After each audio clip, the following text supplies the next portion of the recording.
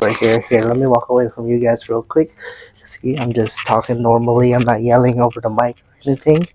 Um, yeah, guys, look at that. We got a new mic. Welcome back to the channel. We back at it again with the Lexus out here. You guys been commenting about how you guys can't hear me on my recent videos. Well, guess what? We bought a fixture like this. Yes, sirski. Hell yeah, man. This is a $6 Amazon mic. Forgot. Here's a box. Pretty cheap. But yeah, man. Send it. We got this 3-meat pizza from Little Caesars. Yes, sir. Ooh. Ooh. Put some red peppers on that. Ah. Well, today we're gonna be installing some Perry parts products. So this is their Gen 2 upgrade. Let me chew real quick. Alright guys, here is the upgraded bump stop that Perry Parts sent me. Yeah, it's just for excuse me. It's for a rear long travel setup on a GX. As you can see, I've been using this for a little bit over a year now. It seems some bangs a little bit kink right there now too, but it's still good. It's still a good bump stop. But I did use. Let me come here. So since it was a actual for regular travels, I made this aluminum block from work to kind of like extend it per se, like that. So it's pretty much the same length as the extended travel ones. But the thing is, this has more technology. Now they could like change the inside pattern, so it could like either make the inside of the bump stop stiffer or softer or whatnot. But I do. Jesus Christ. Sorry. I don't recommend this for like people who do pre-runner stuff in the desert, or people just that constantly like compresses their suspension, bottoming them out, because these things will heat up. And of course, if you add a lot of heat on plastic, or I forgot what material these are made of, yeah, it's not good. It's not gonna heat cycle pretty good. So I do recommend like a King's, like what they call those bump stops, like the hydro shocks that they put on these cars. Usually like they'll cut off the the factory mount right here, and they're gonna weld an hydro bump stop, and that's for big baller setup.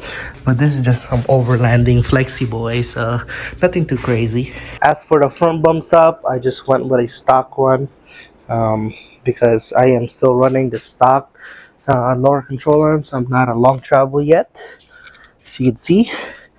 There you go. Here's the old ones, here's the new ones. So it's about the same. It's pretty much the same. Yeah, let's get installing these guys. Yeah. So you might wonder, why did I buy the fronts then if they're still the same size? It's because I was one of the, not the first, but I started supporting Perry when he started making these bump stops. So he sent a bunch of people, including myself, a free Gen 2 upgrade. So yeah, got these for free. The tools you guys are gonna need is just a 14 mil and 12 millimeter socket for the rear, and 14 for the actual front bump stop. Installing this bump stop is fairly easy. You just remove the OEM bump stop, and you clean up the surface from underneath. So make sure there's no rocks or any like debris under there. So this thing mates up nice and flush. And you grab yourself a 12 mil.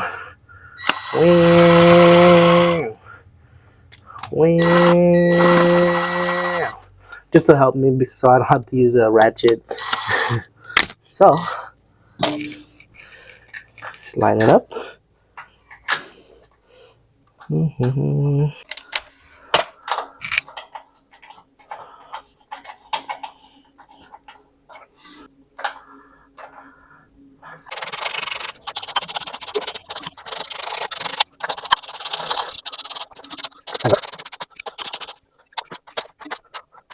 she's tight. That is it for the rear, at least. Then you just gotta do the other side, and that's it. Cleaning up the surface. Make sure there's no debris. Just wanna put it in like this, Make sure you guys don't cross thread it. Just go slowly like that. You gotta be gentle with her, before you put that nut in. Yeah, boy. You feel me? We screw, we nut, we bolt, baby. So let's go slowly. There you go. Oh shit. Bloopers. In there first. Then we can do the little thing. The thing.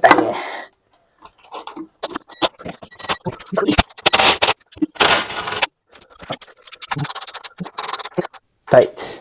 So these bump stops do have a spacer in there to make sure that you don't compress this part of the bump stop. So once you feel it's tight, then it's tight. There's probably torque specs out there, but ooga dooga, baby. Alright, same thing for the front. Grab your 14mm wrench, put her in there. There you go. Loosen her up. Easy day. Wrenching, boy. It's cold as hell outside too. It's like 30 right now. If you guys still have the stock one, you guys would need to use a pipe wrench at this part. But since I only got this Perry part one, I should be good to go. Oh, there you go. See that? Now, just clean the surface. Bam, bam. Make sure she's nice and clean. Now you could just hand thread it in there. Then when the bolt starts spinning and not the actual bump stop, you could use the ratchet. Put her in there. Me, I like to hold this right here. Then you tighten so the logo faces out. There you go. She's tight. She's tight, girl. With the logo. There, you can see the logo out there. Yes, sir. Well, that's pretty much it for this video. I just made it short and sweet for you guys, so you guys don't have to keep listening to me chew my pizza and stuff like that. But yeah, you guys don't really have to take off the rear tires when you guys do these, because you could access it from underneath the car or the truck. But me, since I'm doing a rotation right now, I made sure all the tires are off so I could start rotating the tires. So even wear, because these BFG KM3s, they're 35, 12 and a half by 17s. They have over 6,000 miles now. So gotta make sure we get even wear. I am changing this out though, because there's a little crack on this little logo right here. So that got my Amazon replacement. Yes, sir. But yeah, that's pretty much it, guys. Thanks for watching. I'll see you guys on the next one. Peace. I forgot to show you guys a side-by-side comparison with the fronts. Yeah, the pattern's slightly different. As you can see right here, the bump stops is slightly longer with the new ones. Well, maybe that's because this thing has been cycled through numerous times. Maybe that's why they got shorter. I'm not too sure, but yeah, slightly different.